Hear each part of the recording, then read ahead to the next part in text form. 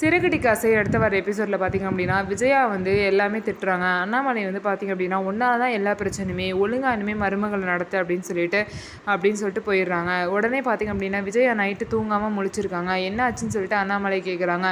நீங்கள் எல்லோரும் முன்னாடி என்னை வச்சு அசிங்கப்படுத்திட்டீங்க அப்படின்னு சொல்லிட்டு ஃபீல் பண்ணுவாங்க.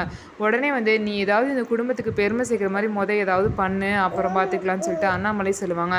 இந்த குடும்பத்துக்கும் உங்களுக்கும் பெருமை சேர்க்குற மாதிரி நான் ஒரு விஷயம் பண்ணுவேன் அப்படின்னு சொல்லிட்டு விஜயாவும் சொல்லிட்டு படுத்துடுறாங்க. அதுக்கப்புறம் பார்வதியை கூட்டிகிட்டு பார்த்திங்க அப்படின்னா கோவிலுக்கு போய் எல்லாத்துக்கும் அன்னதானம் போடுற மாதிரி ஏற்பாடு பண்ணிவிட்டு அதுக்கப்புறம் பார்த்திங்க அப்படின்னா மீனாவுக்கு சாரீலாம் வாங்கி கொடுக்குறாங்க. என்னமோ மீனா வந்து ரொம்ப பாசமாக பார்த்துக்கிற மாதிரியும், இவங்க தான் வந்து அந்த வீட்டுக்கே கூட்டிகிட்டு வந்த மாதிரியும், கிறிஷையும் வந்து அவங்க தான் படிக்க வைக்கிற மாதிரியும், அந்த மாதிரிலாம் பார்த்திங்க அப்படின்னா ஒரு லேடிக்கிட்ட சொல்லி இவங்களுக்கு டாக்டர் பட்டம் கிடைக்கிறதுக்காக ஏற்பாடு பண்ணிகிட்ருக்காங்க. இது எதையுமே தெரியாமல் விஜயா பாசமாக தான் இருக்காங்க அப்படின்னு சொல்லிட்டு மீனாவும் சேலையே வாங்கிக்கிறாங்க. விஜயாவோட உண்மையான முகம் எப்போ தெரிய போகுது அப்படிங்கிறத பார்க்கலாம்.